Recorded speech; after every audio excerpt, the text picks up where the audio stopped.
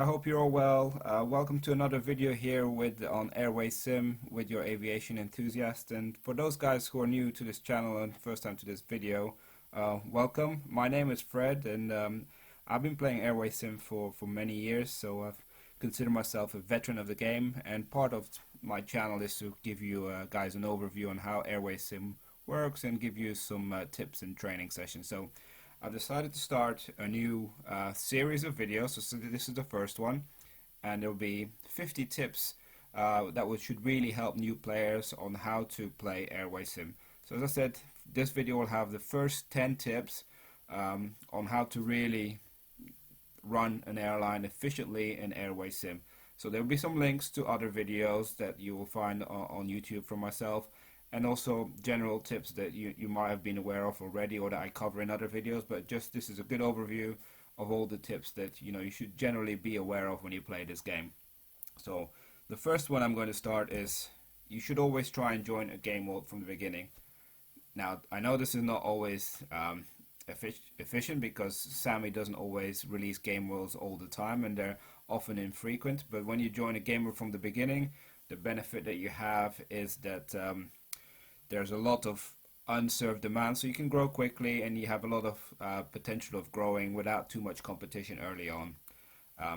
Whereas if you join in a game midway, it's more difficult. All the routes are already fully established. You need to carefully select your airport. You're very restricted, and unless you've got a good supply of aircraft cheaply or you have a good alliance behind you, it's very difficult to start somewhere in the middle of a game. So that's my first tip. The second tip for beginners is use the beginner world mainly for the base game dynamics. So what I mean is just to get familiar with how you schedule, how you choose a base, just get yourself around to using the controls, and that's what I would really focus on, just using beginner world for. Do not think beginner world is the same as a full game world, and that kind of links me onto the next point. Play full game worlds to learn about game strategy and long-term planning. Do not think that it's going to be as easy as beginner world. So a lot of the times new players, when they join a full game world, they have a full sense of security and they can just run the same airline in a full game world like they would do in beginner world, and often they will fail because they will have strong competitors. They will have players who play for multiple years and know the game inside out, and they will squeeze them out. So unless you know what you're doing, you'll likely follow them. So it's best to learn about the game strategies, but just use the beginner world just for getting familiarized with the game. You're only going to learn really how Airwaysim works by joining these full game worlds. Next tip is I can give you is, if you really want to get engrossed into this game, you should read the forums, watch these training videos to learn the details of the game. So there's quite a steep learning curve in the beginning, but once you familiarize yourself with a lot of the aspects of this game, it keeps you busy, and you'll always keep seeing things change. So many years ago we didn't have any cargo, so over the 10 years plus that I've played this game, I've seen this game change and develop. Probably not at the speed that we would all like it to change, but things change happens and people come back and say, oh, what's happened now, what's changed? So reading the forums is a helpful place, and watching these videos as well, and chat with people in alliances or people who have been playing the game for many years. Or here you can also ask any questions if you want. Just leave a comment below and I'll answer any question that you will have.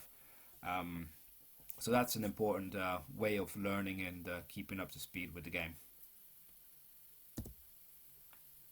Another important factor to know is that if you're a new player, is that Airwaysim is not a real life world simulation of airlines. For example, when we talk about pricing, it's not elastic. What I mean by that is, like, in real life, passengers on a route will typically go for the cheapest price on a ticket. So the demand will kind of shift that way.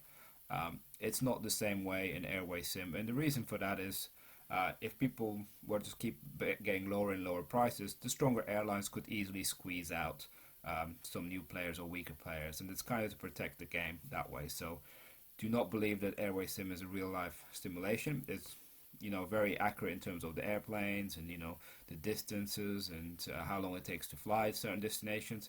But in terms of pricing and profits and numbers like that, I wouldn't relate to it completely.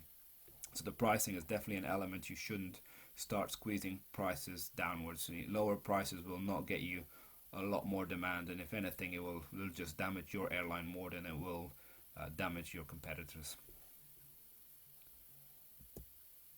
Point number 6 is quite an important one. Is when you start a game world from the beginning or at any time, is try and have a plan. Try and understand what sort of airline that you want to run. Do you want to focus on long haul, short haul? Do you want to just do a regional airline? And then get that plan, choose your base, and then try and stick as much as possible to your plan. Yes, sometimes you may have to adjust your strategy slightly accordingly, but ultimately you need to have some sort of long-term plan on what you're trying to achieve from the game. Be ready to adapt at all costs, but try and stick as well as much as possible to your plan. More often than not, I've seen many airlines, they just go in, haven't really got a concrete plan what they want to do, just order any aircraft that they want, and over time, they grow fast, and then the bubble bursts quite quickly as well, because they haven't had that long-term plan and the overview of what they're trying to achieve from the game. With that point in mind, it's ready to move on to point number 7 already, which is quite a critical point, which is all about fleet commonality. Again, I mentioned that Airwaysim is not a real live world simulation, and this is another example of that. Is when you fly more than 3 fleet types in Airwaysim, the fleet commonality number increases exponentially, especially as you start to develop a large fleet.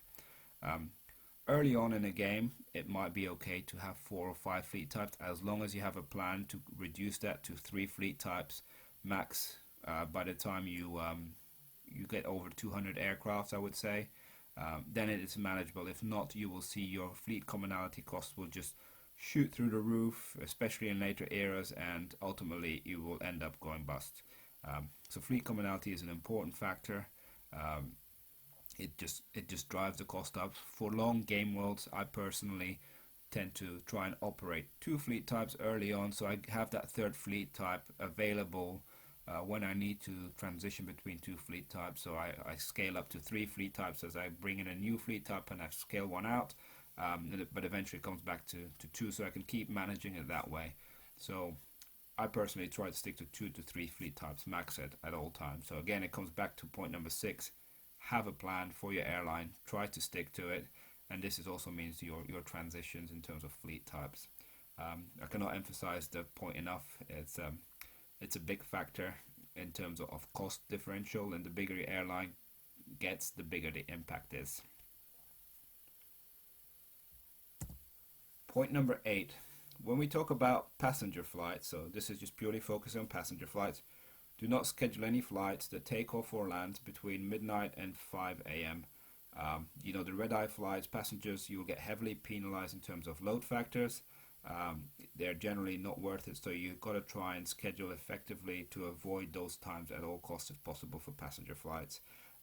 It's even better if you try and schedule between 6 a.m. and 11 p.m. Those are the prime slots, I would say, in terms of the timings, and that will make a big difference on your load factor. You can do from 5 a.m. till 6 a.m. and from 11 p.m. till midnight, but this also applies not necessarily at your base airport, but also applies for your destination airport. So you want to make sure that you land after 5 a.m. at a certain airport if you do an overnight flight, and again, make sure that you land back at the airport between those key times, that you're avoiding these red-eye times at all time. Point number 9 is ensure that your turnaround times are set to 1% delay. Now sometimes you can get 1.4%, and that could be okay. It's not a huge issue, but do not think that it's again like in real life. Many low-cost airlines, the real turnaround time of an Airbus A320 or a 737 will be about 30 to 40 minutes. Yes, you can set that here in Airwaysim as well, but you will see your chance of delay is 25% or even higher, and you want to make sure that you get the 1% delay, because the more delays and cancellations you have, the bigger the impact it will have on your company image, and then it will drag your load factors, and it's ultimately the best way is just to ensure that you're set to 1% delay, and generally that will avoid a lot of the issues that you have down the line. The final point is number 10. Final point for today's video is to try and keep the spacing intervals between takeoff and landing times for your passenger schedules to 60 minutes.